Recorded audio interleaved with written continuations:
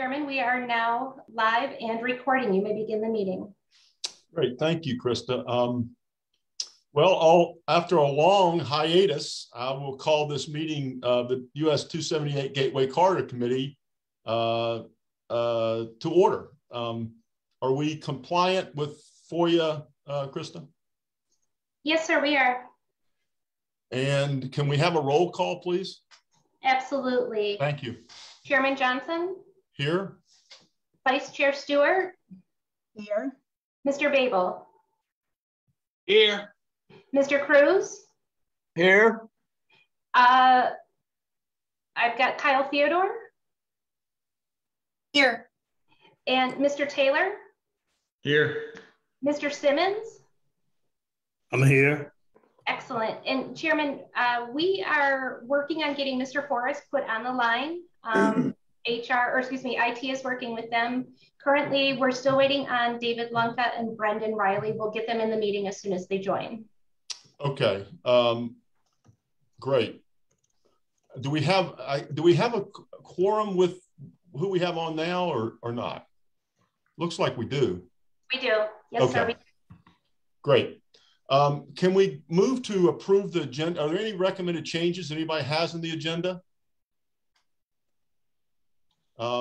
If there are none, could someone make a motion to approve the agenda? Move to approve. Second? Second. Okay. All in favor, please raise your hand. Thanks. Great. Chairman, I see Brendan's joined the meeting as well. Oh, great.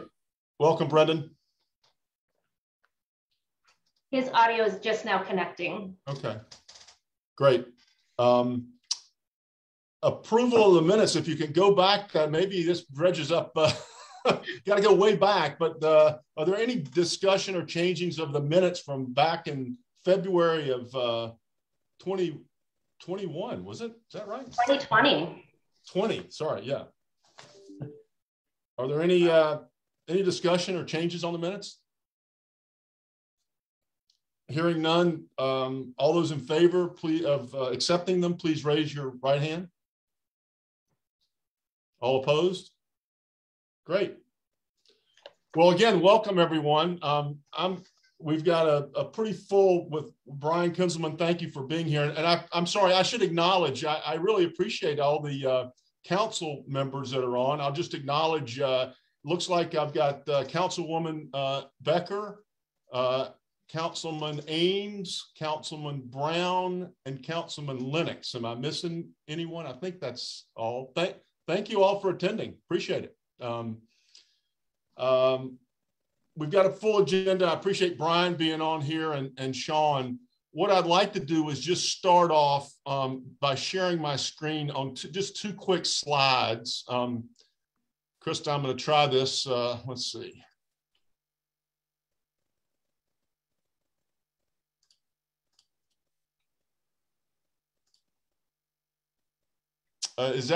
Can people see that or wait a minute, hold on, let me get.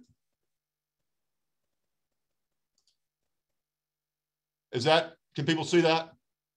Yes. Okay, yeah. Great.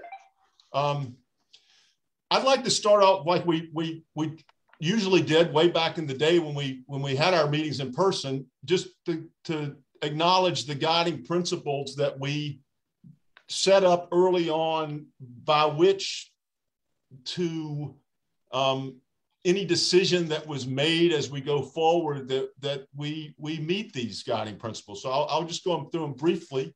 I doubt anybody's forgotten them, but if you remember, they were unanimously agreed to by the town of Hilton Head and the county of Beaufort County.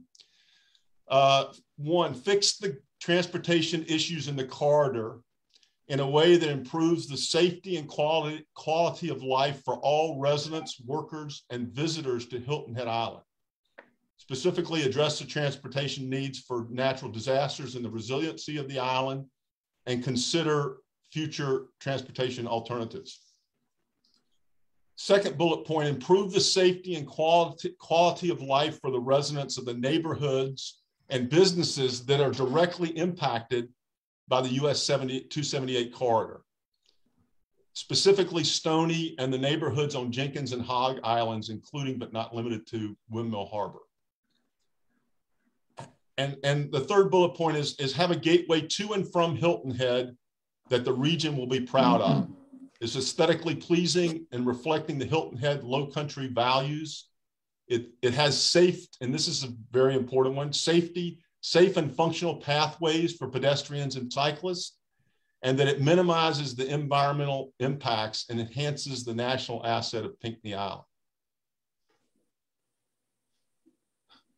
One of the things I just like to walk through is as we kind of prepare for Brian's and MKSK's presentation, is how much public input has been involved in this process. And I think that I'm going to go through it a little bit here, but I'm going to miss some people, but there have been numerous other groups that I'm probably not going to acknowledge directly, but there's a stakeholders group by the DOT. There's certainly been various community groups that have been set up to work with this project. There's the Coastal Conservation League has been very, very involved, and a lot of the neighborhoods have been very involved.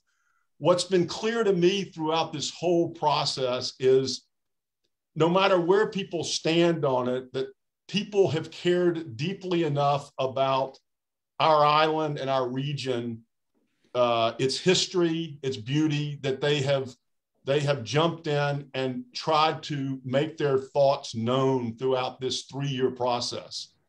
And if there's anything that's encouraging to me, no matter where people stood on the project, no matter what, where they, kind of how they, what their input was, is that that's a huge positive to me about where we live and who's involved. So the key takeaway is that the shared goal, and I say shared because it was really why our committee was set up by the town. It was shared by the DOT. It was shared by the members of the public. The shared goal of including public input at every step, I think, has been achieved, and the project is much better for it having this input. So I'll just go through a couple of things. The DOT, the first public meeting was in September of 2018. Way back then, they've had 2 major public meetings on the environmental assessment, two additional, and 20 to 30 meetings at least in our community. Our committee alone had 25 to 30 meetings. I lost count, and Sean and I tried to figure it out, but I think it's somewhere in that neighborhood, all with public comments, and at least 10 community meetings with communities like Port Royal and the like, and many, many individual meetings with all of you, with each person on the committee. We made our interim report in February of 2020, way back when. Since then, the State Infrastructure Bank has made a commitment that complements the local and federal dollars that have been put together. So this project is substantially funded. HDR, again, because of citizen input and the council's input, HDR was hired to conduct an independent review of the DOT process and look at alternatives that were brought up during their contract, and it was overseen by a citizen oversight committee who really did a lot of work directing them on what to look at and what to make sure that they didn't miss. MKSK, the land planner, which we'll hear from Brian Kinselman today, backed by HDR's technical expertise in traffic engineering, gave recommendations for improving the preferred alternative that the DOT has come up with all the public input. There's been a meeting since then. The town of Hilton Head has voted to have the town manager and move forward with Beaufort County's manager and meet with the DOT, the head of the DOT, and discuss the recommendations and come up with, you know, what needs to be done, what the next steps are, and negotiated, as I understand, already negotiated some of those recommendations baked into the cake. And then, so where we are is the DOT and their consultants are now preparing to, I think, response to those recommendations from the town or from MKSK. And that's kind of led us to where we are. So, but my major takeaway is throughout this 3-year process, there's been a huge amount of public input, which has been terrific. And it has helped the project become what it is. So with that, I'd like to turn it over to you, Sean, and have you, work with Brian on the presentation, and any information you want to give us on this, where we are today, it'd be great. I'm going to get my screen off of here now, I hope. Thank you, Mr. Chairman and committee members. The way we do meetings has changed an awful lot since the last time you convened. That was February 2020. I'm looking forward to being back in person here, hopefully in the near future. But first, I want to thank the committee and all your hard work. I wasn't lead staff that worked with you. Charles Cousins did a lot of the heavy lifting early on. I did attend most of the meetings and sort of pay attention. Since the new town manager has arrived, I'm in a little different role, and I've served as project lead on this project since the spring.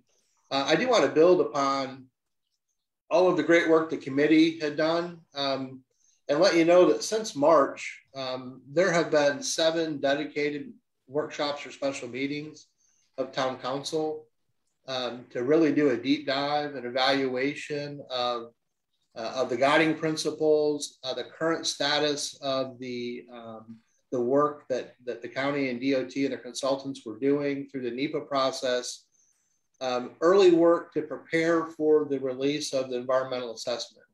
The environmental assessment came out and was released to the public in July. And I think there was a lot of work done by council with help of our consultants in the community to get us in position to listen to what those the preferred alternative was and the support information. We then worked with council, the community, and our consultants to react to the preferred alternative and worked through the summer, had some open houses with the community, had some on-site engagements, and then had some additional workshops and special meetings here in the fall to get us to where we have a preferred local position, which was really meant to have recommendations to start a conversation with how we could improve what was being presented through the EA and the preferred alternative, and work with the county, the DOT, and other project partners to make that happen. We did do a deep dive and evaluate data and assumptions that were used to develop the preferred alternative in the EA. We did look at impacts beyond the limits that were defined by the project of Moss Creek and Spanish Wells, Wild Horse Road. We did look at impacts downstream. We worked to define that local preferred position in a manner that didn't compromise the project's integrity and was used to balance the transportation mobility goals that were part of the purpose statement in EA with matching the needs, interests, and concerns of the local community. We engaged MKSK in the spring, and then supplemented with a contract with HDR to add some transportation engineering expertise. And Brian Kinzelman with MKSK and his team worked with us day and night around the clock as needed to be able to walk through and make sense and to translate the input from the local community into some recommendations and graphics that would help convey that to the community and allow us to begin the conversation with project partners going forward. On October 12th, a presentation was made to council. That discussion continued, and council supported at that meeting a list of recommendations. and ask the town manager to begin that conversation or continue that conversation with the county leadership and SCDOT leadership to start integrating those recommendations into the project.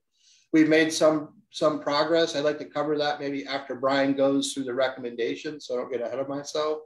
But we have had initial discussions with the county and SCDOT leadership, and many of these recommendations, there is some positive movement on many, if not all of the recommendations.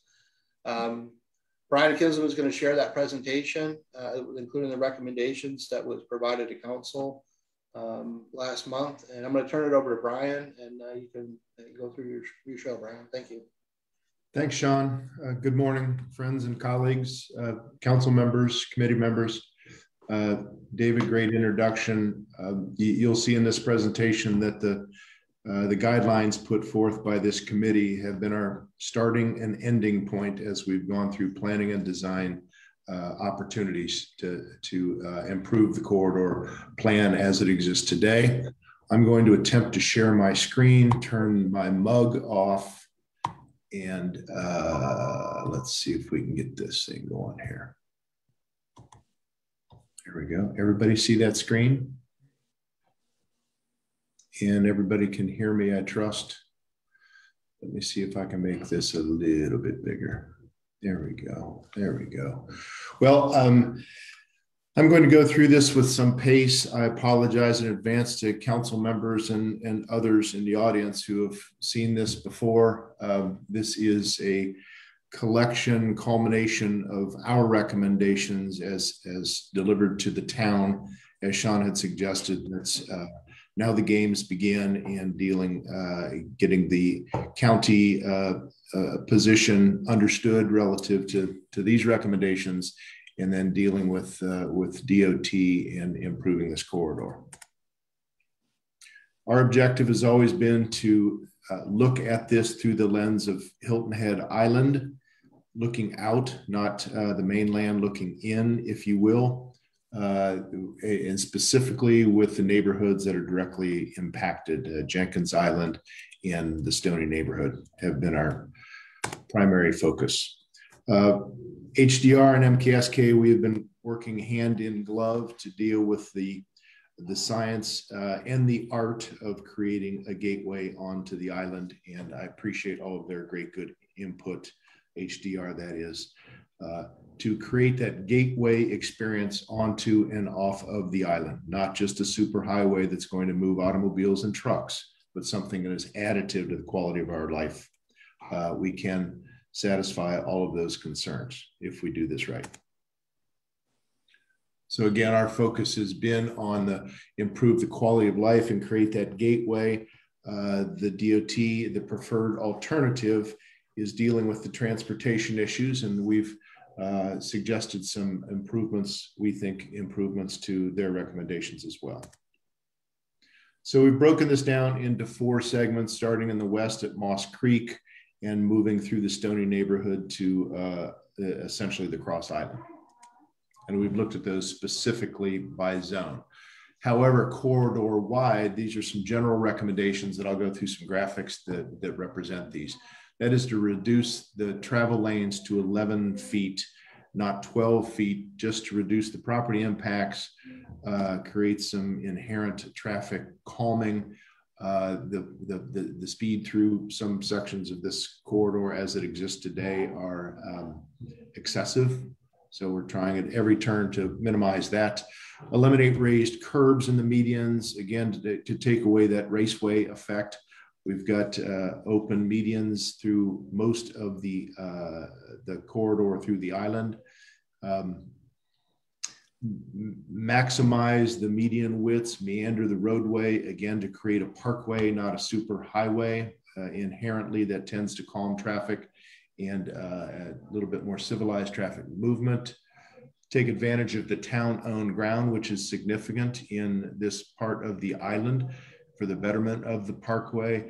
Certainly use smart technology, signal technology throughout so that we can monitor traffic in real time and adjust signals accordingly.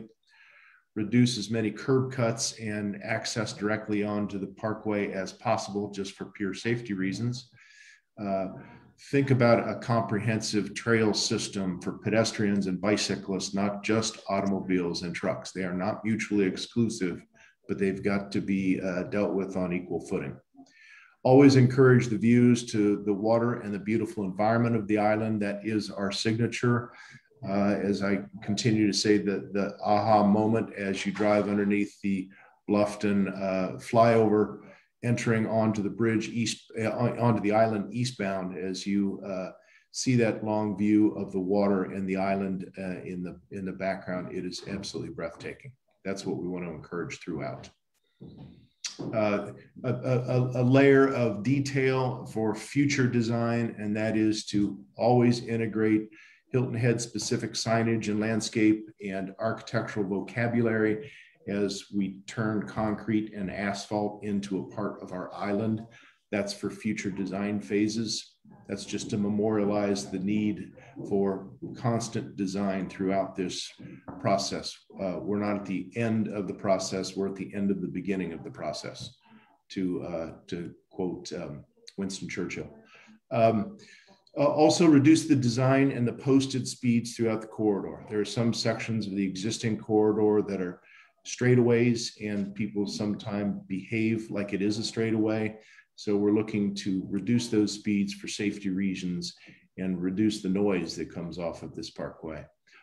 And always look at this in the lens of the island-wide transportation system. We don't want to just push one congestion issue further down the line, and our HDR brethren have done a good job at looking at that. And our town transportation engineer is constantly looking at those issues. So God bless his heart for everything he does on a daily basis for us. So at Moss Creek, to quickly step through these, this isn't part of the town, but it's part of the town experience. And I think as you go through that Moss Creek intersection and onto the Bluffton Parkway flyover, that's really where your first experience of the island starts to come into your psyche. We think there's some Moss Creek area improvements from a commercial development and a roadway standpoint that is good for business, good for our population and that of Bluffton and off-island communities, but also starts to set up the gateway experience, that threshold as you enter onto the bridge structures moving eastbound.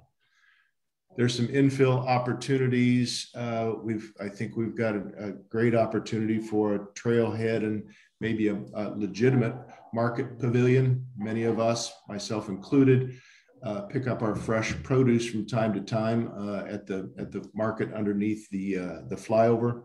We think that could be more intentional, and also to create a legitimate pathway system off of the bridge to connect in eventually with Bluffton. So that coordination with Bluffton and the town is ongoing. So a planned view of what some roadway connections could look like.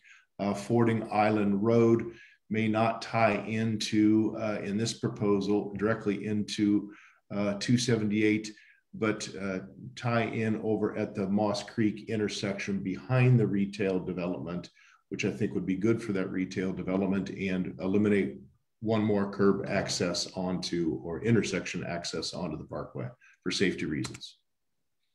Onto the bridges, we have suggested in our recommendations that instead of having one large broad bridge deck, that this is two separate bridges, the same 3 lanes on each bridge, but to reduce the architectural mass of that big piece of elevated concrete, reduce the bridge lanes to 11 feet, and reduce the shoulders, dare I say, the breakdown lanes that are on the bridges. We certainly need those for pure traffic movement and evacuation purposes.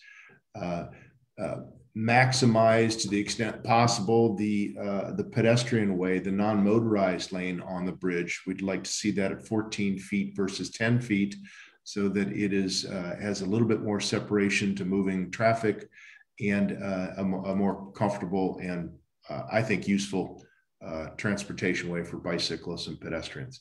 And then this is for future design considerations as well. This is a piece of civic architecture. It's a big piece of civic architecture, and I think it needs to be treated thusly. What are the rail details? What are the barrier details? What does the bridge look like from afar? Again, it is a piece of architecture, and that's not to say that this isn't in the offing relative to the design process, but I just look to memorialize it here and kind of bring attention to it. So that 2 bridges versus 1 would look like this thematically, separating the bridges, still having sufficient passage at the water level, and also a more robust non-motorized trail system. There's an opportunity at certain segments to have those long views southward to the open water, Skull Creek and Mackey Creek. Those are tremendous views and opportunities. This is not peculiar to this type of bridge that crosses water bodies. It's across the country and frankly across the world. These types of respite spots and overlooks exist elsewhere. On to Jenkins Island. We're suggesting that we consolidate all the access points at one signalized intersection at the Windmill Harbor entrance. That suggests that we remove the Jenkins Road intersection and tie it into that signalized intersection and create the true parkway with increased medians and landscape opportunities. We do have the luxury of town-owned ground on Jenkins Island, and I think that would be a great use of our town-owned resources. So this suggests realigning, if you will, or pushing the westbound lanes to the north so that we create a larger median and capture some of the existing vegetation. Have that island largely be curb-less we can use for drainage and for landscape. And also, to the extent possible, give us a little bit more stacking distance at the Cross Tree Drive at the Windmill Harbor intersection. A detail of that intersection. Before I leave this, you can also see the Jenkins Road access is changed over to Heinrichs Circle so that we're not accessing directly onto 278. It comes to a signalized intersection. In plan view, all of that looks like this. You can see that the new bridge is to be built to the south of the existing bridges so that the radius coming off of the bridge down to the Windmill Harbor intersection is a little bit more relaxed. I think we'll have higher visibility. You can see again how we've eliminated the Jenkins Road connection out to the corridor and bringing it to a signalized intersection. That intersection also, we have suggested that we prohibit pedestrian crossing at the intersection, which allows for the throughput green signal at that signalized intersection to be more favorable to through traffic. We want to move volumes in civilized fashion, but we want to move traffic volumes to the extent possible, as smoothly and as safely as possible. But for the multi-use trail, there's opportunities to cross in this diagram, Cross Tree Drive, and pass underneath the new bridges to make the connection to the north side of the parkway, and also to access onto the non-motorized trail over the bridges. So this is a conventional intersection. It's got left turn motions, it's signalized, but it does not have crosswalks. So it will be more favorable to through traffic movements.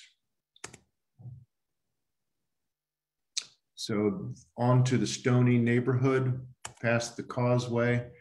Not lost on anybody on this call, that is the tightest configuration relative to existing properties and the corridor width.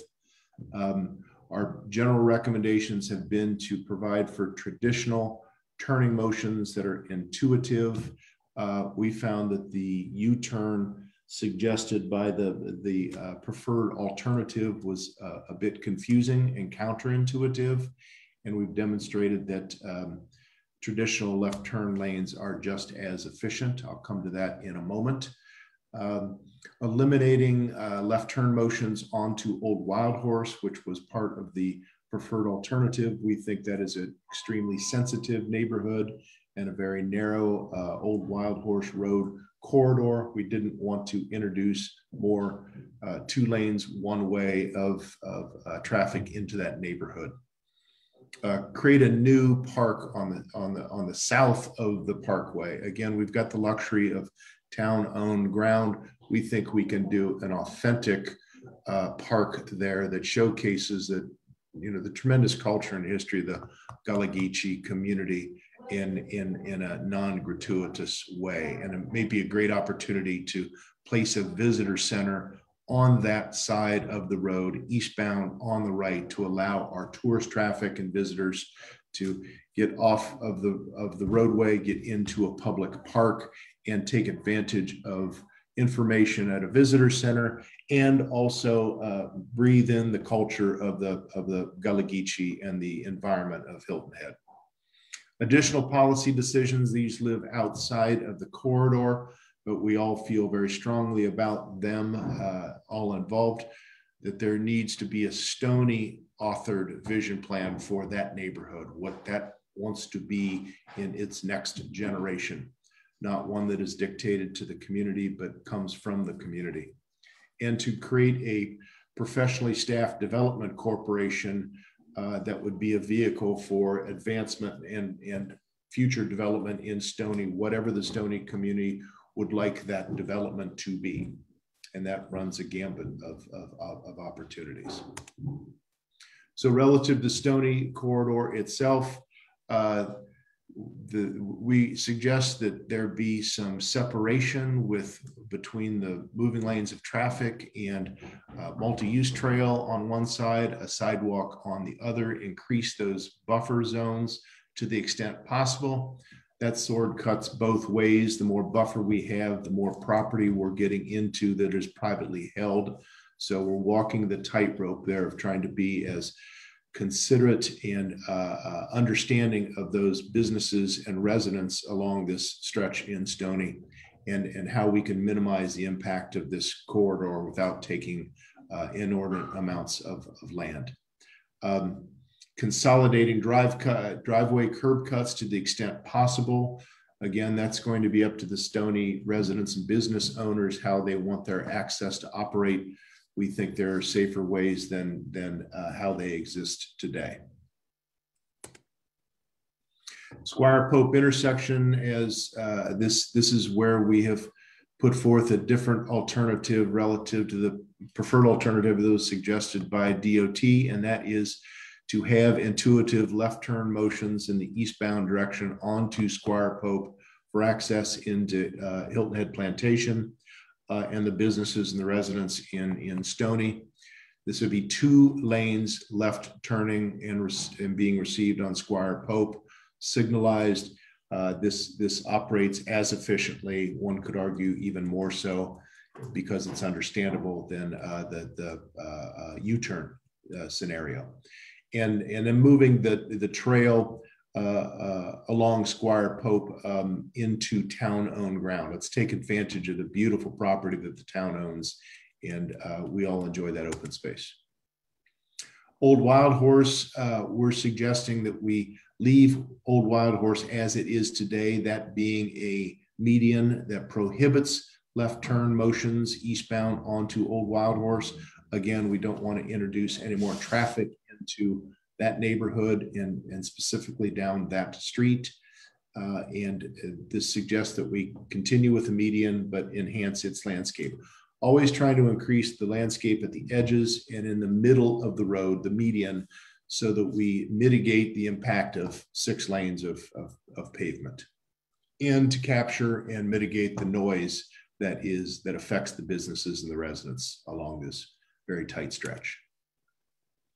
At Spanish Wells, there's modest improvements we're suggesting that allows for the continuation of left turn motions. Again, all of these signalized intersections, Squire Pope and Wild Horse Spanish Wells, would be part of that smart signal technology, so that traffic movement and volume is being monitored in real time and through that technology, signal sequences changed on the fly, as it were, and create a pathway system that is comprehensive, so we can connect our neighborhoods, connect our parks and open spaces, and treat the trail system not as an afterthought, but as a key part of the transportation system.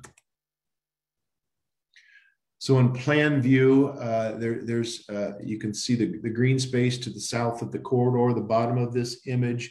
Again, we think there's a great opportunity to create a legitimate Stoney neighborhood, if you will, park, and celebrate the history and the culture of the island. I think it adds incredible richness to the Hilton Head story. Also, there's opportunities. This is offline from the corridor improvement, but for other backage roads, interconnectedness between Squire, Pope, and Old Wild Horse, again, to distribute traffic and not concentrated at one place. There were a lot of key issues that were raised during this planning process. We felt it important to give them their due and separately. One of them were the I'll say that the questions about the future growth projections and does it really warrant that we have 3 lanes in each direction? HDR has taken a look at the traffic modeling, at the population growth projections provided by agencies, and they've come to the conclusion that it does in fact warrant 3 lanes in both directions. How wide those lanes are and how fast cars travel in those lanes, that's another issue. But the engineers have justified the need for 3 lanes in both directions. Secondly, there was also a question, a very great question raised about why are we tearing out good bridges when there's really only one bridge that needs to be replaced? Legitimate thought and opportunity. The engineers have studied the bridges, the existing bridges. There is multiple bridges, obviously provide some redundancy for evacuation. If we were to save bridges, there might be a savings of $20 to $40 million on the entire project. And there is a remaining lifespan on those existing bridges. So those are all positive considerations. But the bridges that would remain in that scenario still require some modification for seismic requirements. There's also would be a larger impact on wetlands on Pinckney Island. So that it was a strong consideration. It would likely add additional time to the construction period because of the constructability and the maintenance of traffic issues that go along with something as substantial as this proposal. And that extended timeline would start to eat away at any cost savings there may have been in salvaging the existing bridges. So all in all, it was our recommendation that we proceed on with this new bridge configuration to new bridges, if at all possible, separate structures, and buy into that 70, 75-year lifespan of new construction, and also give us the opportunity to improve that pedestrian and bicycle experience at the same time.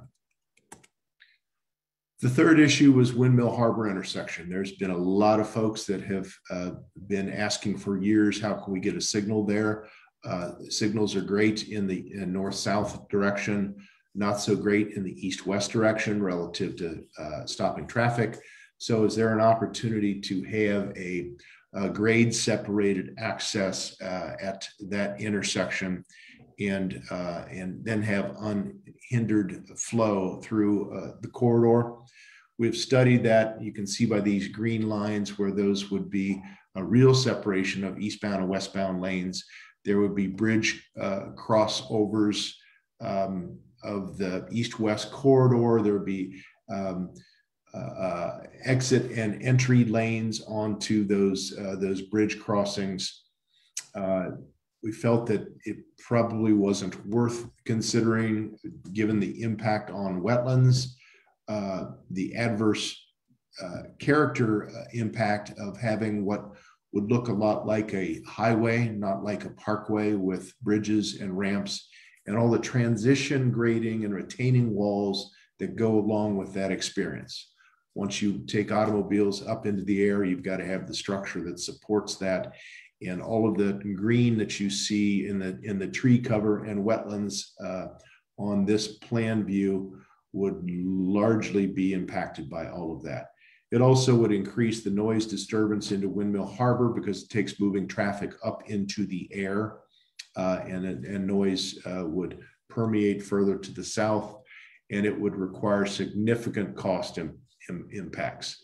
So we felt that having a traditional and intuitive intersection, signalized intersection, but prohibit pedestrian crossings there so that we can increase the throughput and have that tied into a smart signal technology that we can satisfy that issue of through traffic and still have safe turning motions into and out of both sides of the parkway. So this again is our recommendation, to stick with that signalized intersection and create a parkway moving to the east. And Heinrich Circle connects into Jenkins Road and the RV park that exists on the water. So we provide sufficient clearance by shifting the parkway to the north from Windmill Harbor if that ultimately finds its way into the final design, and have one single intersection on the whole stretch of Jenkins. On to Stoney. The typical section through Stoney was to reduce those lanes to 11 feet, minimize the XL lane in the westbound direction coming off of Squire Pope for sake of not getting into private property. Try to optimize curbless medians to the extent possible, deal with pedestrians and bicyclists in civilized fashion, and reduce the design and the posted speed on the corridor. Again, a parkway, not an expressway. So we looked at the traditional cultural property impacts through Stoney, whether it's privately held or town-owned. The property is part of that classification of traditional cultural property, and its impact needs to be carefully considered. In orange, you can see the property impacts of the preferred alternative.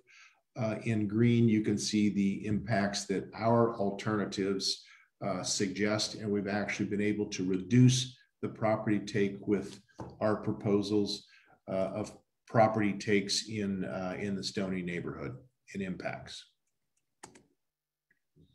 So we have had, as Sean had mentioned earlier, a lot of meetings and interaction with the Stoney businesses and residents. Their feedback has been very key to our thinking, and it's legitimate. They, like all of us, are concerned with emergency evacuation. They raised the question, is there not some other place where we can bring another access point onto this island? Why do we continue to improve and widen this corridor? Legitimate questions. How do we avoid property impacts? We got to slow traffic. We got to reduce noise. Understand that if there are backage roads and other ways of private property access, who builds that and who maintains that? So the Stoney neighborhood raised great issues. They've been very accommodating to us, and we've had some robust and, dare I say, very frank conversations with that group. So our recommendation continues to be to provide short-term solutions for the residents and the businesses to access onto the corridor, but we think there's longer-term solutions that eliminates those curb cuts directly onto the corridor for their safety and the safety of the motorists on the corridor itself. But that's something that we can grow into over time and as this design moves forward. Reduce and eliminate that acceleration lane so that we're not getting into more private property. enhance the landscape screening along the corridor. The corridor represents the front yards of some of these residents and businesses, and we need to minimize the impact of noise and the visuals of 6 lanes of traffic. Provide for that marshfront park. I think it's a tremendous opportunity for the entire island, not just for Stoney, but it's a great opportunity, and reduce the speeds. Moving into the performance of that corridor, you can see in orange the preferred alternative as delivered by DOT. We had our engineers analyze the traffic movement, the time it takes in an automobile in layman's terms. How many seconds, how many minutes does it take for me to drive from point A to point B? And in analyzing in their analysis of the morning and afternoon peaks in both directions, and then looking at our alternative, there doesn't seem to be any real difference. Quite frankly, there's no significant difference in travel time. There's no need to have a time of day restrictions on left turn motions.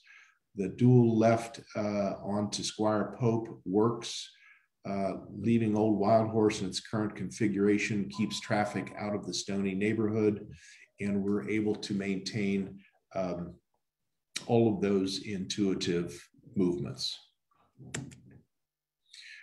Also under consideration is what that means downstream. I mean, Hilton Head Island is a big cul-de-sac, and at the end of the day, it's a dead end.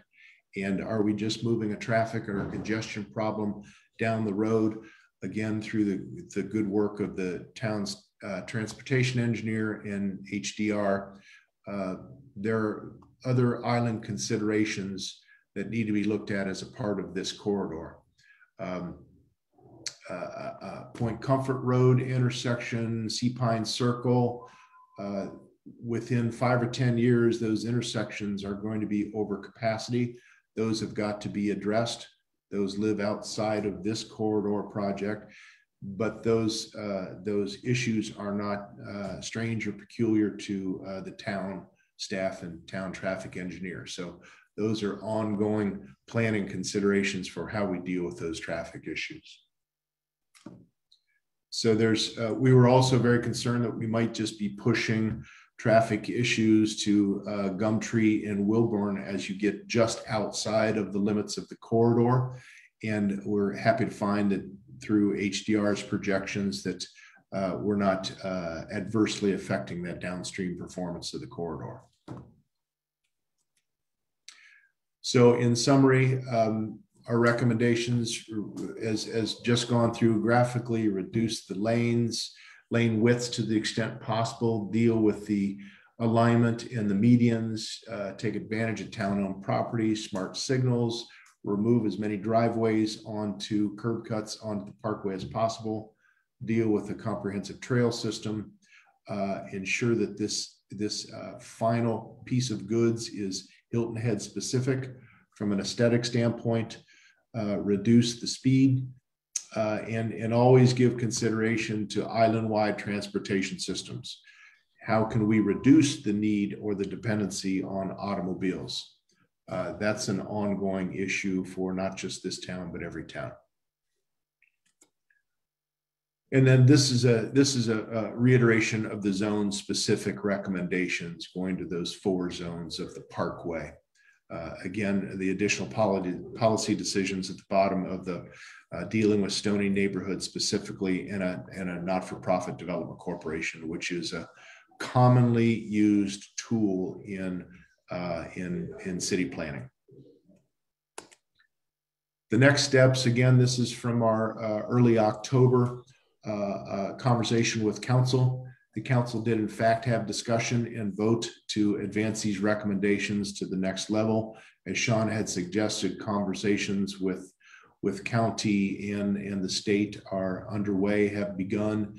And as I mentioned before, we're at the end of the beginning of this process. So there's still a lot of design, a lot of planning that goes forward, but this package of recommendations is what we have delivered to the town for their consideration and moving into negotiations on into final design.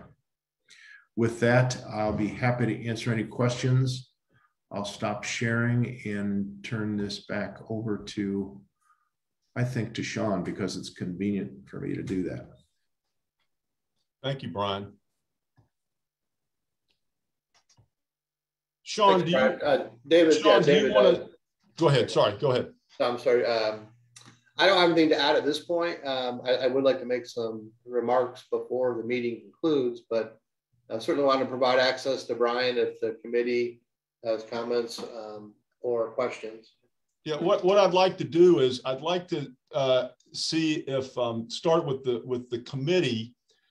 In this part of just if anybody has any questions for Brian on what you've just seen, and then I'll ask council members if they have any, and then I'd like, Sean, then for you to kind of, to the degree you can tell us where the negotiations are, where you are. I know it's very, you know, in the middle of it, but to the degree you can tell us kind of what's DOT versus town and that kind of thing. And then I'll allow, I mean, I will have everybody can comment at the end if anybody has any general comments. But for now, I'd like to start off with the committee.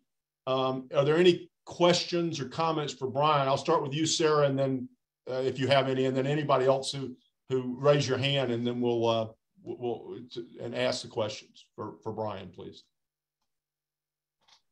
Okay, Brian, thanks for the recommendation that you showed us this morning. Okay, my question is, I know you said we're gonna have it's gonna be 6 lanes, right? So, you know, my concern is you're talking about safety in the Stoney community. And this seems like if it's gonna be 6 lanes, it's gonna be up into, you know, residents' front door. It's going to be right there. If you're going to add 2 more lanes to the highway, you're going to do, you know, you're going to beautify the median and have trees or whatever you're going to have there. It seems like it's going to be right there in, you know, in the residents' front door. And also, you know, I hear you talk about the noise factor because, you know, the houses that there on 278, how you going to, you know, how you're going to help with the noise factor on 278 in that area. And one other question, one other concern. I know you said it's going to be like 2 turning lane to Squire Pope. Mm-hmm. So will that be affecting the residents on Squire Pope? Will they have to give up some of their property, being that you're going to have 2 left turning lane on Squire Pope? Ma'am, I'm going to answer the last question first, okay, because I'll forget about it otherwise. Okay. You raise a great point. As you make that left turn onto Squire Pope, 2 left turn lanes, those have got to funnel back into the existing Squire Pope dimension, moving northbound. Fortunately, there is town-owned ground on both sides of that intersection. So there will be, we're actually taking advantage of a trail corridor and a clearing that already exists that would become a moving lane of traffic. But to your point, there is additional property, but it's town-owned property, not privately held. And as quickly as good engineering allows that roadway to taper back down to meet up with Squire Pope northbound, that's the intent of this. So it's just a much more intuitive way of moving traffic onto Squire Pope, not just for those that live in Hilton Head Plantation, but for the Stoney neighborhood themselves. That neighborhood depends upon that intersection, and we want it to be as safe and as understandable as possible. Now, relative to the corridor itself through Stoney, we're actually reducing the width of the right-of-way as suggested by the preferred alternative. You're absolutely right. We've got 4 lanes there, 6 lanes in some places, but we're increasing to 6 lanes. We're suggesting those 6 lanes be more narrow. So every foot counts in this consideration. Every foot counts. So if we can reduce the lane width, by definition, we're reducing the speed because there's inherent traffic calming involved. Speed reduction decreases road noise. That is a proven fact. the more that we can advance the landscape on the perimeter, on the edges of the roadway and in the median. That again, not only visually screens the corridor, but it tends to knock down the noise as well. So given that those houses, some of those houses and some of the businesses are very, very close to the street as it exists today, we get it. And we have conducted some of our meetings with the Stoney community by sitting in those driveways at tables and chairs to get their opinions and to literally walk those front yards to determine exactly where that edge of pavement would be.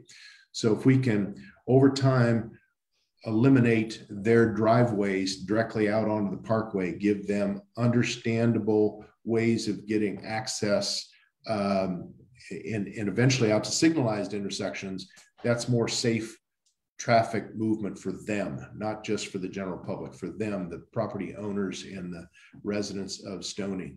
Secondly, if we can landscape their front yards, we can landscape between the trail and the curb, or the sidewalk and the curb. We can landscape the median. All of those various layers of landscape just help with the reducing the visual impact and the noise. But be it known that the proposal we've put forth actually trims a few feet off of what the preferred alternative had suggested in terms of property demands for this new corridor. Did that answer your question, ma'am? Yes, thanks, Brian. My pleasure. Anybody else has a question, please raise your hand and from the committee or comment. Yes, Tom Cruise. Here, okay. First, Brian, I'm a resident in Windmill Harbor and daily commute to Hilton Head Island with a right exit turn. We, as I think everyone recognizes, have a very short stack lane before we are at 278.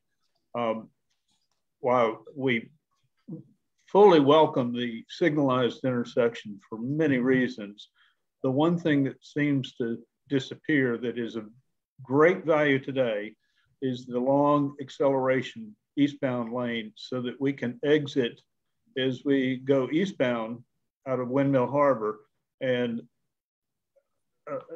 reduce that stack situation for all right-hand turns. There appears to be enough space to maintain a right turn eastbound acceleration lane, and many of us here would strongly support it. I've brought it up many times. I just want to bring it up again. So, thank you. Duly noted. Duly noted. Anyone else questions or comments for Brian right now? Yes, Palmer.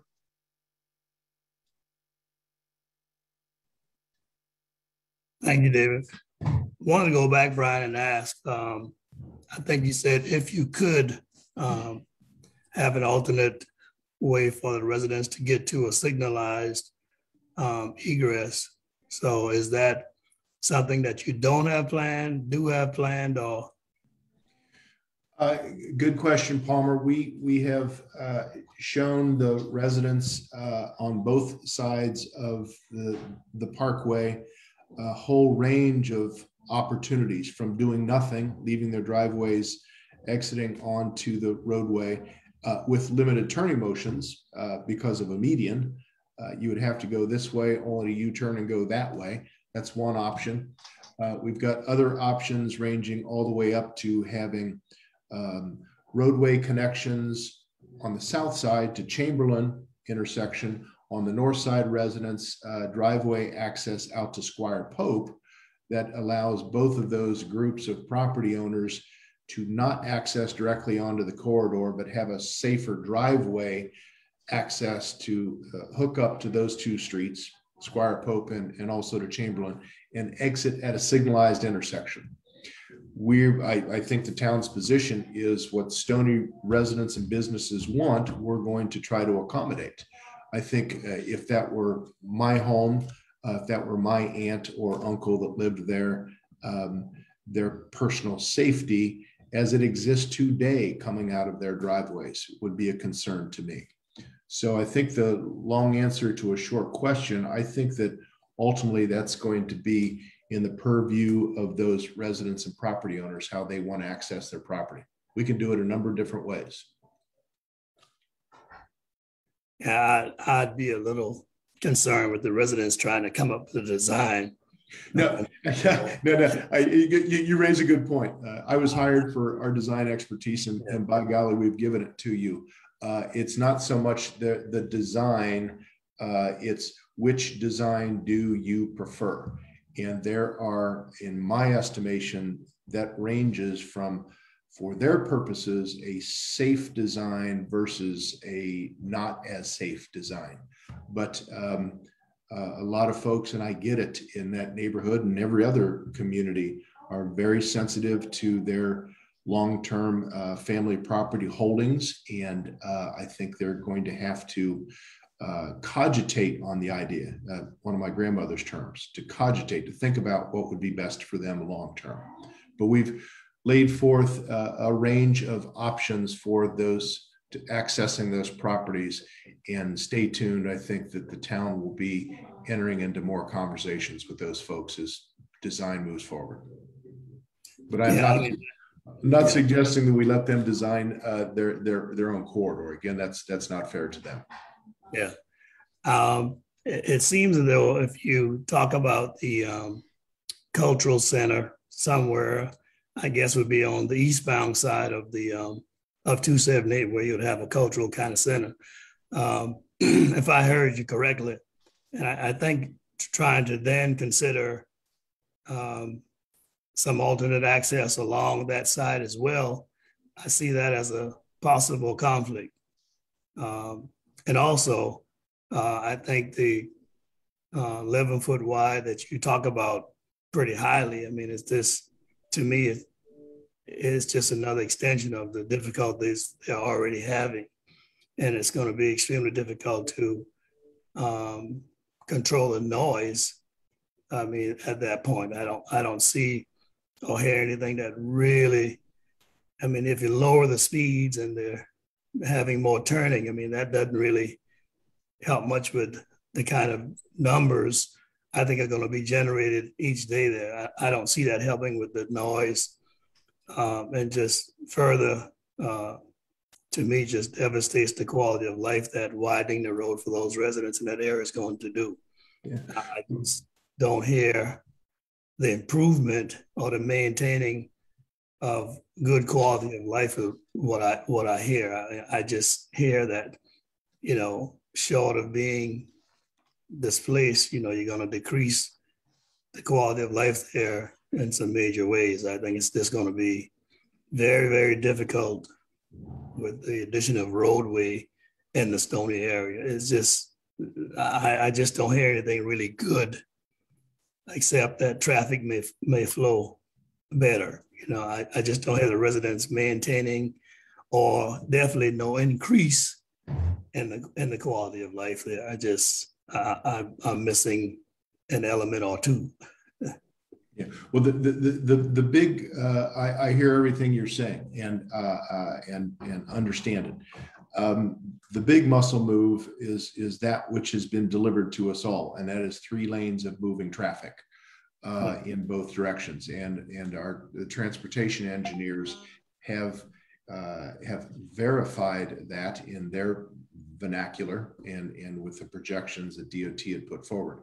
That being said, by definition, adding another lane in each direction adds capacity to the roadway, so that there will be improved traffic movement east and west. But we need to enforce the fact that this is going to be a reduced speed, a posted speed limit that's going to have to be enforced. And the more things that we can do to inherently reduce people's tendency to speed through there, great. I will tell you this, 11-foot travel lanes at the design speeds to be posted there are safe and efficient. 11-foot lanes, sometimes even 10-foot lanes are used extensively throughout the country. So more width doesn't necessarily mean more capacity. Quite frankly, it cuts the other direction. The wider the lanes, the greater the tendency for those of us with some lead foots to go faster than we should. So the 11-foot lanes, the decreased lanes will tend to reduce travel speed. If we can get that travel speed reduced and get landscape treatment in, that's a much improved aspect over what the preferred alternative had suggested. All right, Brian, thank you. I'll stop there. Thank you, Palmer. John Taylor. Yeah, appreciate it. Just two areas of questions. The first, you mentioned, cost implications of a grade separated intersection at WINDMILL Harbor. I'm not interested in that, but is there cost implications that we know of for the separate bridges versus a single structure? John, I'm gonna let Sean opine on that, but I believe in his conversations with DOT that cost is bubbling up to the surface, as we all knew that it eventually would. My charge has been to do what we felt was most appropriate for Hilton Head Island, for the communities that are directly impacted, and certainly with an eye towards cost. There's no free lunch anymore, I don't think. Yeah, but cost, I appreciate that. I think and John, I think on that question, I want to have Sean come in in a second and sure. kind of talk to that. Yeah, and I appreciate the reduction of the width of the bridges by taking away one of the emergency. I don't think there's a necessity for 2 emergency lanes each direction, and the 11-foot helps. So maybe there's some cost savings there. But the other question I had was on the left turns at Squire Pope, and you showed briefly some implications for the time for traffic flows. Was that modeled? Who was modeling that, and have we asked? And this maybe is another question for Sean, but have we asked the DOT to model those and opine on, their proposal, which was the U-turn concept versus the 2 left-hand turns at Squire Pope? My concern is that you got about 5% of the traffic turning left in the afternoon versus 98% that's westbound. So I just want to make sure that we as a community really have a robust understanding of the U-turn versus the 2 left turns at Squire Pope, and that we're not just doing that out of convenience, but that we truly understand the implications for the flow of traffic. Sean, my understanding, sorry, Brian, is Sean, and I think when you talk, but my understanding is that's something that's being worked on. It's a very good question that's being worked on, but I'll turn it over to you after we get any of these questions, unless you. That's my only 2, so thanks. Yeah. David, it may be good for me to handle these. Okay, good, fine. So the KCI, as the county's consultant working with DOT on the project, looked at many alternatives for intersection treatments, and so left turns on Squire Pope were one of the alternatives that were evaluated and modeled. We did have HDR use the synchro modeling and data to support the performance numbers that you saw in Brian's presentation. As we move forward, there's a commitment to make sure that we have a comparative analysis and verify that performance between what was shared in the preferred alternative with the U-turn movements and that which is being proposed now about maintaining those more intuitive left turn movements at Squire Pope and Spanish Wells. So yes, modeling was used by HDR locally here with our our effort, and also part of what KCI has done with the county and DOT. But we are now working together to help verify that information, to help make final decisions before this thing is in final form. Great. John, does that answer your question, or do you want to? I think what you're saying is we really need to understand. The community needs to understand that at some point going forward. Is that right? Yeah, I mean, obviously, if there's some transparency there, great. I just want to make sure that the tail's not wagging the dog here, because I know Hilton had Plantations pushed hard to keep those left-hand turn lanes in there, and I get the concern, but we got to balance the convenience of one community with the needs of the entire island and the people that are commuting. Right. Any other questions from the committee for Brian? David, I had a question. Yeah, Brendan. On the slide, it's showing at the Crazy Crab intersection, it's got like a hand-drawn in turn, and it's unclear if that is having a left-hand turn or not coming in there. Left-hand turn in the eastbound direction. When you the other way. I think he's saying westbound direction, I think. Yeah. Yes. If memory serves me, that is a fully functioning intersection. Okay. Sean has an answer for you, Brendan. Hold on. Okay, perfect.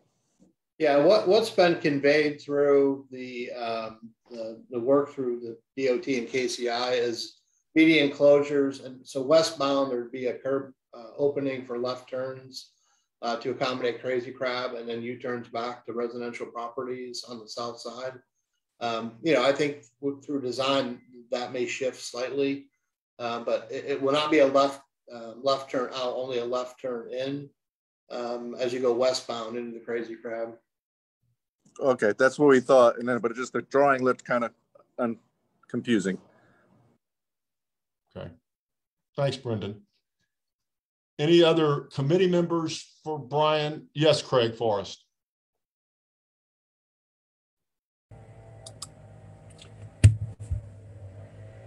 I'm not struggling with something, but I'm trying to understand the reason to separate the one bridge into two bridges. Is this a mass question, or is this something to, in other words, I don't have a problem with it. They both work the same, but what's the issue with one single bridge? If anyone has been to Holden Beach or the Golden Isles, they're signature bridges down there and certainly do have an attraction. And I'm trying to figure out, I'm trying to rationalize what the reason is for the separation. It's in my opinion, it's pure aesthetics. One bridge is, as the preferred alternative has suggested, is one massive piece of concrete deck. It's 100 and some feet wide, edge to edge. My feeling was that if we separate that into two distinct bridges, that your impact isn't looking at 6 lanes of concrete and 4 breakdown lanes in one view shed. You're on a 3-lane bridge, and that's that reduces the impact visually of that concrete deck by half, by definition. So it is purely aesthetics. From my vantage point, again, this is a piece of civic architecture. It happens to move automobiles and trucks, but it's something that we need to be careful of in the design so that it's additive and it doesn't look like a super highway. Again, that's one man's opinion. Thank you, Brian. Thanks, Greg. I certainly am not going to take a lot of time, because to me, they both perform the same function. If they're together, if they're close together, like the existing bridges are, that mass to me still is visual or whatever. But again, if we were just in a separate room together, I would probably have a few more comments, but I don't really have a problem with it. I do have some kind of comments. I'm a little concerned about the plantings, especially in the median. What kind of plantings are you suggesting? Hopefully not trees. I know the department has spent a lot of money recently on getting trees out of the middle of highways and so on. So I would hope they would be low and they would be appropriate as far as the safety issues are concerned. love your ITS type of thing. Great suggestion. Very pleased with your report. I read it as best I could.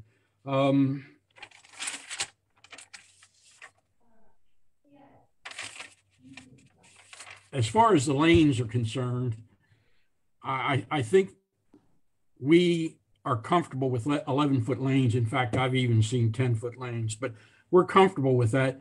But I think it has to be said, if we had our druthers, we'd rather them be 12-foot. And I think, you know, again, they're appropriate for this type of thing and so on. Again, I enjoyed your report. Hopefully we can go on from here. And I may be sending some additional comments to you all so I don't take everybody else's time. Thank you, Craig. Brian, Craig is our resident transportation authority, having been overseen it. You may have known about Craig Forrest's long history in that. But are there any other questions from the committee? Because I do want to get on. Make sure the council, if they have any questions. I know they've had a chance to question Brian before, but we do have, I think, some committee, some citizens that want to comment. So raise your hand if, okay, Frank, yep.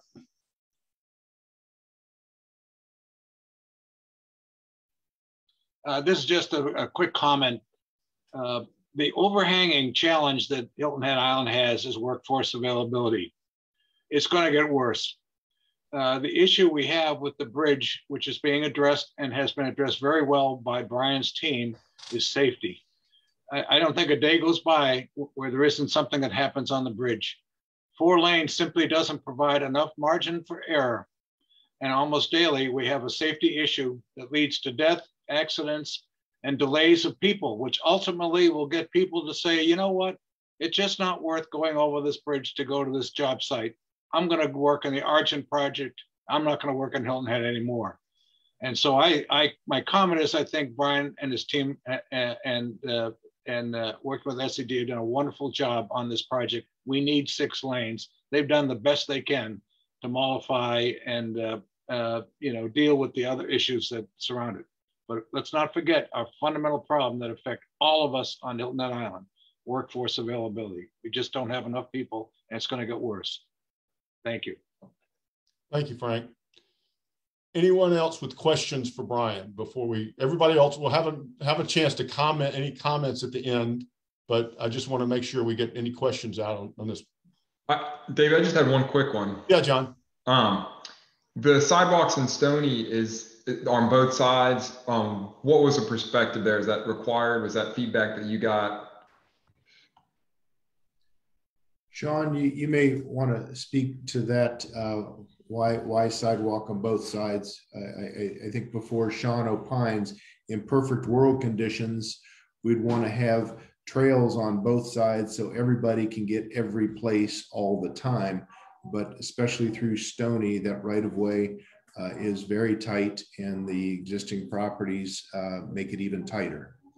So, Sean, do you? Yeah, and so I'll cover a little bit in just a second here, but yeah, there's an underlying layer of all these recommendations that are really project specific. There's some other some of the recommendations that have been supported by town council and the community as important. And so we're working to sort of develop that baseline layer for the project. The trails are very important. There are trails throughout this corridor that are going to be project specific.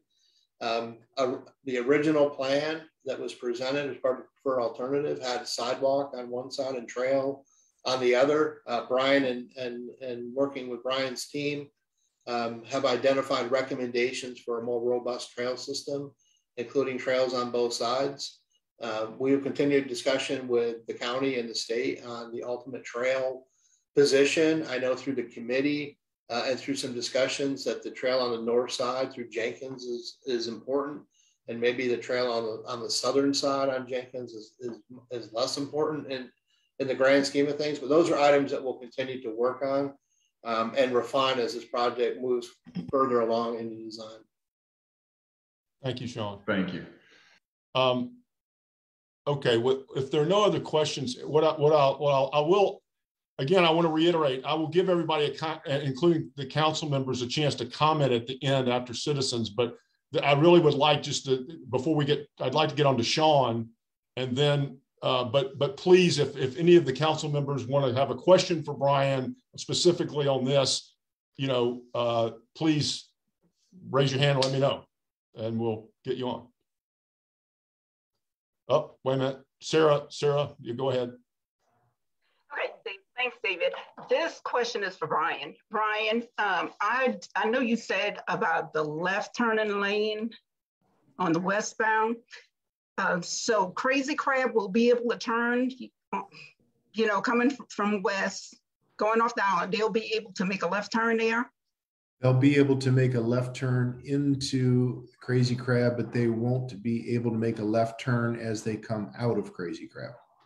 Okay, so another question. Okay, the two houses that's right next door to Crazy Crab. Okay, they won't be able to make a left turn. They would have to go further up and make a U-turn and come back down? That's right. That's right. Okay, thank you.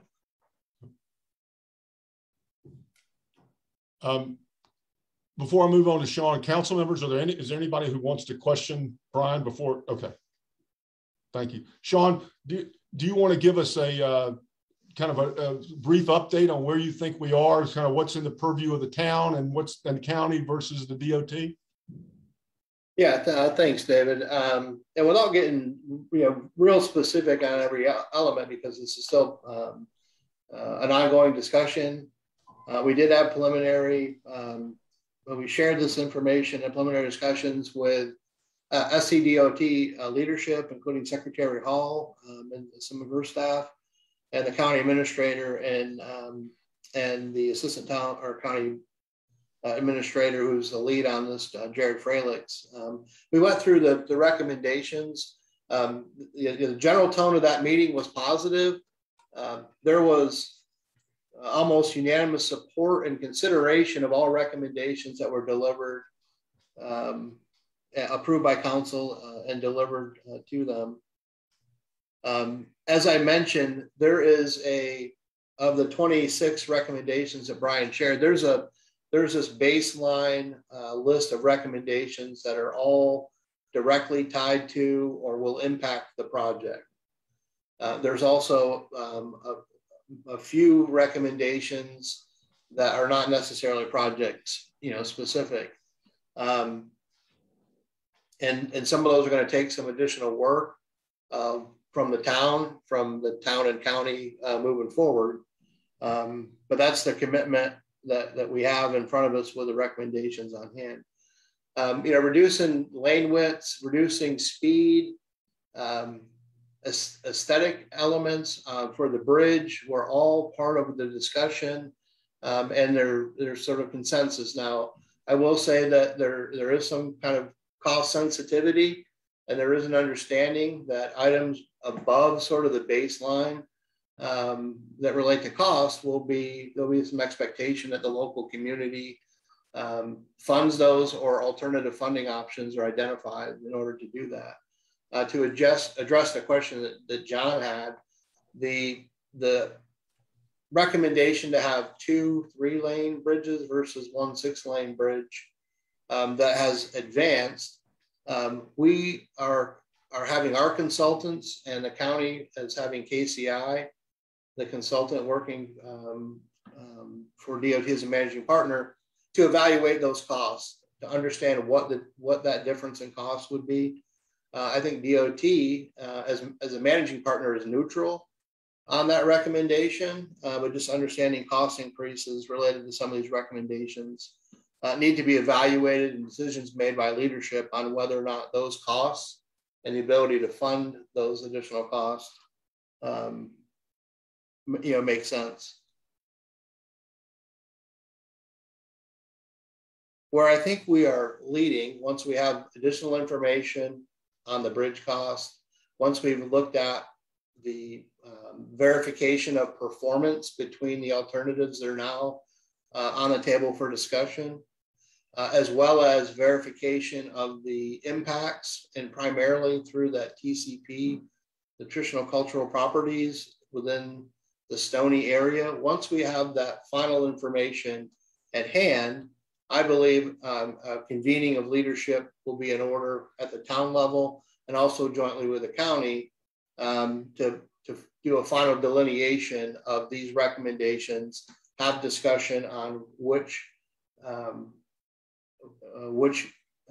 going to advance and be considered in the final treatment for the project.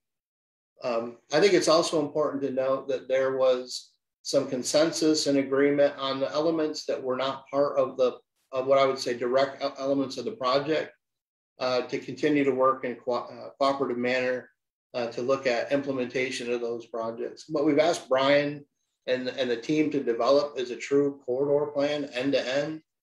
And so you've seen potential improvements in the Moss Creek area, including pathway and reconfigured roadways, all the way through and beyond the Cross Island intersection. So there's a commitment to a much larger list of recommendations that was developed through this effort. And now we'll work to delineate those that are project specific, those that will require town and county, or town, county, and state additional work beyond the project to move things forward. That's what I think we need to get with our council and jointly with the county to make sure that that list is defined and there's agreement and consensus on what the final treatment on these will be. But I'm happy to answer more questions on that, David. I just want to give you general context of that's very helpful, Sean. I appreciate that. Any questions for Sean before we go to citizens' appearance? And then we'll come back. As I said, I keep reiterating this, but I don't want anybody to feel like they're not going to get a chance to speak at the end. So,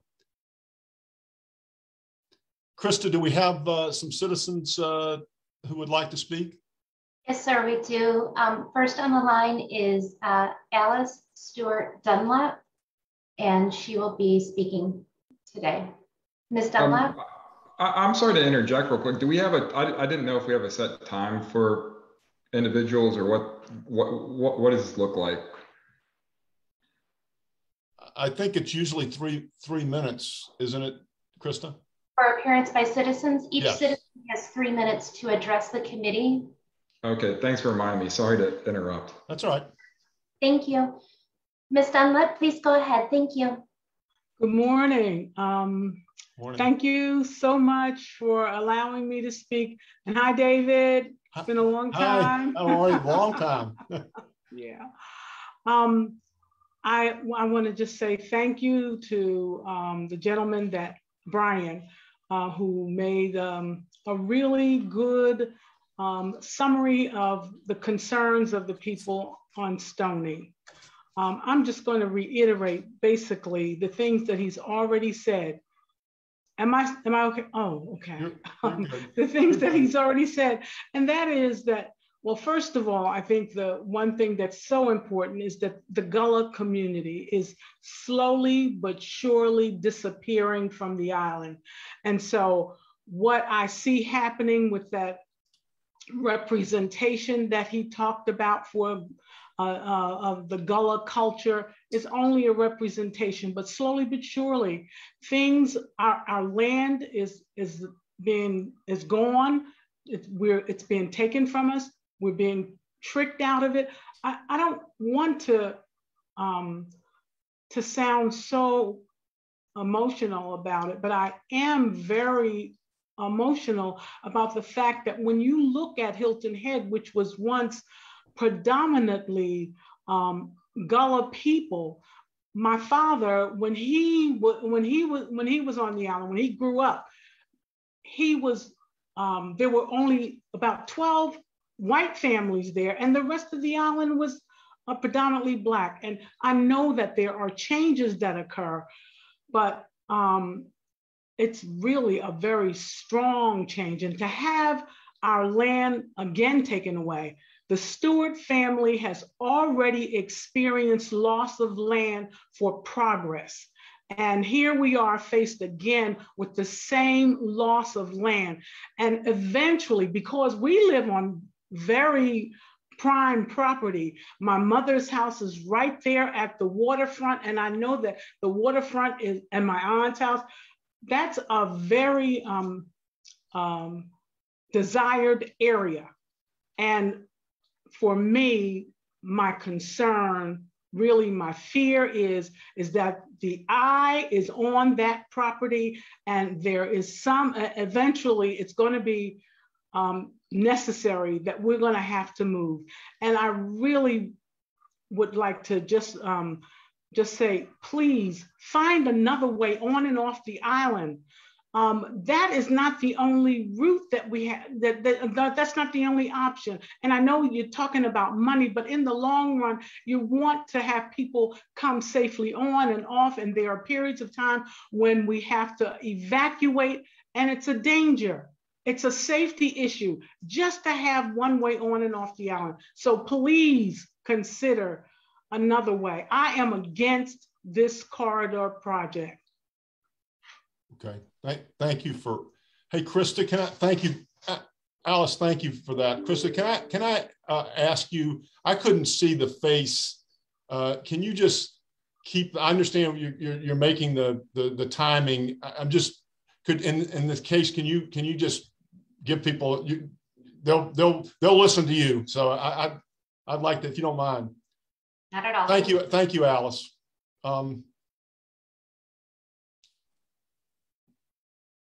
Also on the line, sir, is Belinda Young, who is ready to make her comments as well.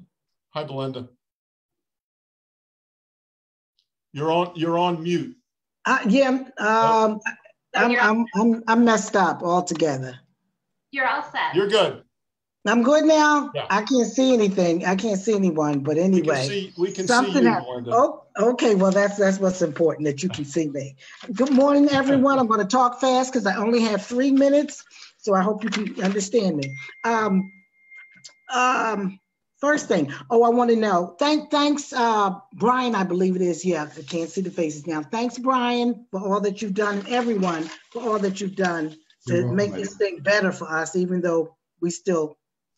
I'll go on. Okay, first question. Now, the plan shows that you can make a left into Crazy Crab, but you can't make that U-turn so that I can get back in my house. I'll have to go all the way up to, wherever it is.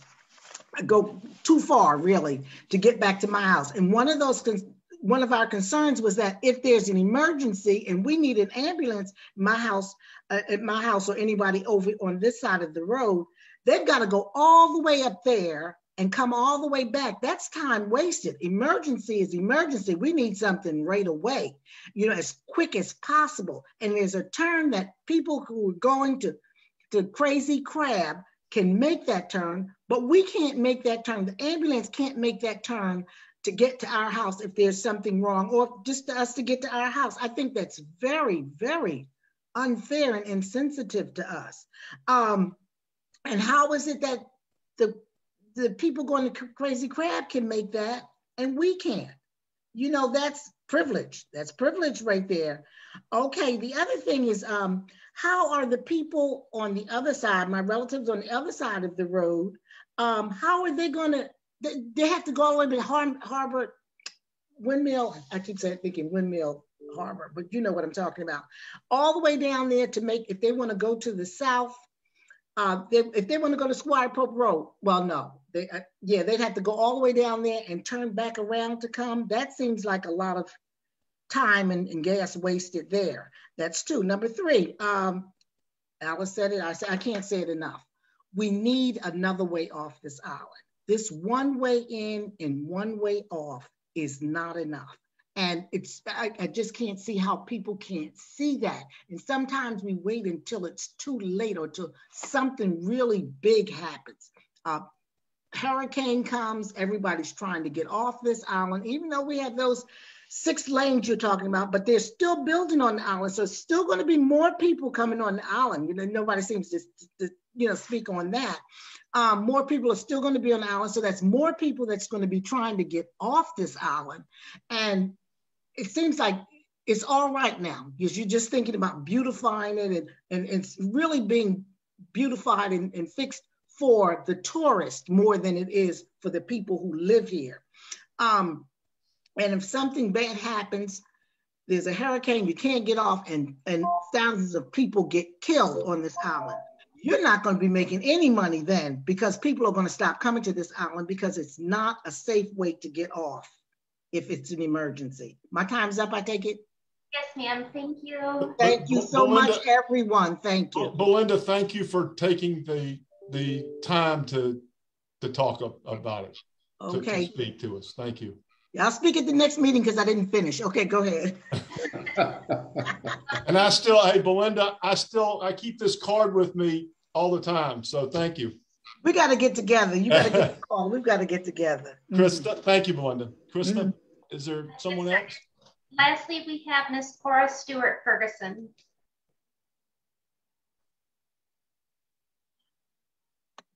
Good morning. Good morning, committee. My name is Cora Stewart Ferguson, and I am a resident of Stoney.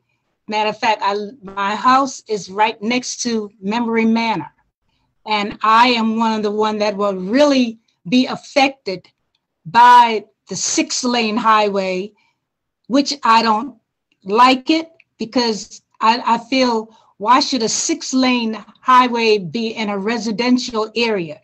That's not safe. And with the, excuse me, and with the traffic, we're smelling the fume and the oil. That's not safe either. And with the noise, that's not good. So I am really against that 6-lane highway. My family's been there all their lives until they're now deceased. And you're talking about the bridge. It could be another way of getting on and off this island. And you all know that. You all know that it can be another way. Everybody can't afford, when a storm comes, to get on their planes or get on their boats and fly off the island. We have residents that can't get off the island like that. So I'm just hoping and praying that you all will consider the resident of Stoney and the community. I mean, Squire Pope Road, they all in the same situation. So I'm just telling you from my standpoint, I have children, grandchildren, they all will love to come on that island and enjoy the island, just like all the visitors does come on there. But we need safety protection also.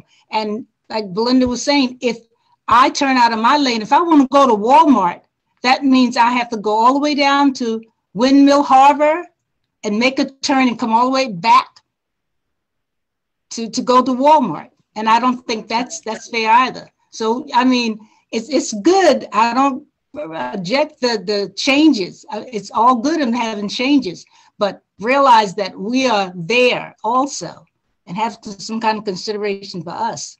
And I mean, you're going to be right in my door, right there. So, I object to it wholeheartedly. 6-lane, a residential area? No, I'm sorry. I know my father, my forefathers, my grandparents, great-grandparents, they worked too hard to see their property that we inherit just goes to the town little by little. They did it before. And this time they're going to come and get it. And then in the next 5, 6, 7 years, they're going to come and get the rest of it. They're going to get the whole thing. We've been on 278 all our lives, and we know changes has to be made, but not like this. Thank you all. Thank you very much, Ms. Ferguson. Thank you. Sir, that concludes appearance by citizens. Okay. I think before, well, let's go have a couple of comments. Obviously, I've blown my hour-and-a-half promise I made to you guys, but back in the early days. But why don't we go around if there are any other comments from the committee, and then I'd like to get any comments from anybody who want from town council members if they want to comment, and then I'll make a couple comments and Sean will, but then we'll adjourn. So we're not far off. But any comments? Any other additional comments from committee members?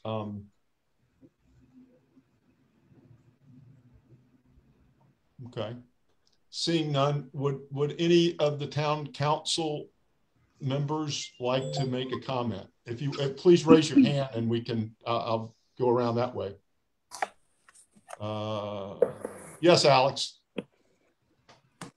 Councilman Brown. Alex or Alec is fine.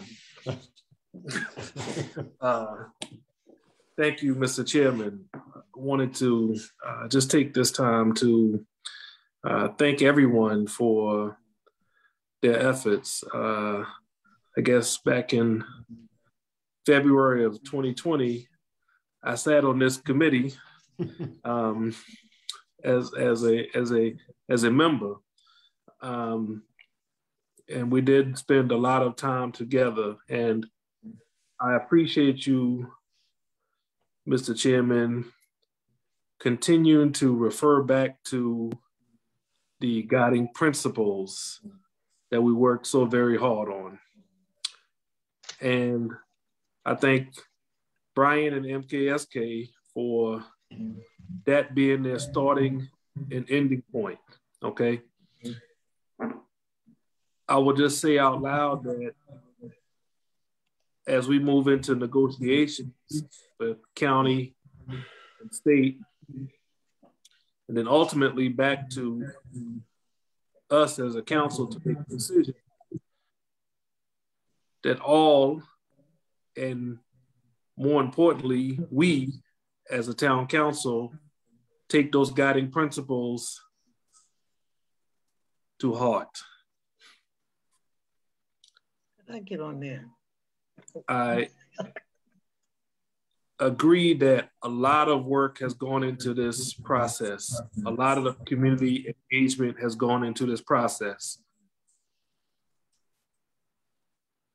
And there's probably a lot that hasn't been said. But I want to make sure that the community as a whole knows that there has to be a commitment from us that are elected to represent, take those guiding principles to heart and make sure that they're accomplished at the end of the day. And I'll stop there. And again, thank everybody for their time and effort along the way. Thank you. Yes, Councilman Becker. Thank you. And this is y'all's meeting, so I don't really want to chime in, but I wanted to not only thank y'all, but ask that you listen carefully. We all listen carefully to the residents in Stoney. And it's pretty simple. You listen to them, they're heartfelt, they're honest and true comments, and then put yourself in their shoes. And that's really all you can do. And then once you assess for yourself how you like those shoes, the decisions become much more clear. So anyway, you're doing a great job. Thank you. Thank you very much. I guess Councilman Lennox, do you have anything to say? Or Councilman, I don't see Councilman Ames on at this point, but go ahead. David, thank you and your committee. You truly have been the alpha and omega of this process. The work that you've done, the communication that you have received and advanced from the community couldn't be done without the work of your committee. And I think it's been very effective. It really led to the preferred alternative coming from DOT. And up to that point, we didn't have anything to talk about. And the good work from MKSK, Brian and his group, and HDR in recommending ways to enhance or improve the preferred alternative, I think was also very effective. I'm very pleased that the process that you introduced early on is working, and we are in the middle of it. We have more work to do with DOT and with the county, and that will be done. But I think discussions like this have to continue right up until the end. That's why I think you are not only the alpha, but you are the omega, or the end, or the conclusion of the process. And I am very satisfied and happy that we are in it now. Keep up the good work and keep up the feedback and soliciting input from the community. Thanks to your group. Thank you, Tom. Appreciate that. With that, I'd just like to take a couple minutes to really thank the people who made all this happen, okay? Particularly town staff has been fantastic in this whole process. You know, certainly nothing could have been done without Krista. So Krista, thank you. My good friend now, Charles Cousins, who's retired, thank him, and Darren, and particularly Sean for all his work. The town staff has been fantastic. I want to thank the committee for, you know, putting up with this this hard driving process that we went. We didn't know, it's a good thing we did. We didn't know that the pandemic was going to come. I had all those meetings, but really, you know, all the work and thoughtfulness and persistence is just, you know, it's really all of this committee that's who did all the work. And lastly, but not leastly, I really want to thank all the citizens, and we've heard 3 of them here who've been, I think the 3 that were here were maybe at all of our meetings, so I should thank them for their persistence too. But I really want to thank all the citizens that have participated in our meetings, have met with me personally, or any of the committee personally, for their insights and thoughts. And as I said at the first of the meeting, I just feel like the passion for the community that's been exhibited through, and you know, we haven't always agreed, you know, but the process, I just reiterate, has been made so much better by the involvement of the citizenship. And that's really all I want to say. Sean, I'll turn it over to you before we adjourn if you'd like to say anything. So. Well, David, I just want to reiterate on behalf of the town, our appreciation. There's a lot of familiar faces on the screen. I've seen you at the ready for many different initiatives. This is a big one. This was a big one. And the fact that 21 months after your last meeting, you're here available for this meeting and discussion is a testament to your commitment to not only this project, but the community. We had a very short fuse bringing Brian and his team on board in April to try to make sense of all the work that had been done over 2 or 3 years. We would not have been able to do that without the thoughtful engagement and discussion that was led by David, you and your committee. I want to say thank you to each of you that are on this call. Also, thank you to those that served on the committee and are not with us today. But I think there's an appreciation from the town for all of your efforts. Volunteerism and a commitment to serve your community is sort of for me, one of the foundation pillars for Hilton Head, and that's certainly a testament to this group and to the quality of the folks that we've got working for free on our behalf. So, so thank you for your effort. I also want to thank Krista. I know she's done an awful lot of work when Charles was sort of in charge from a staff perspective, and she certainly helped me out in the transition and this accelerated learning that I've done over the past several months. So thank you. I know that each of you will be committed as this thing continues to advance. Again, we're not at the end. We have more discussion and more work to do, but thank you for all of your work. And wait a minute, you said this was for free. I told all these guys, I didn't tell that. Hold on. Anyway, if there's no other business, I'd like a motion to adjourn. Tom, I make a motion I make a motion to adjourn so I can go to my bike walk committee board meeting that starts in 8 minutes. Thank you.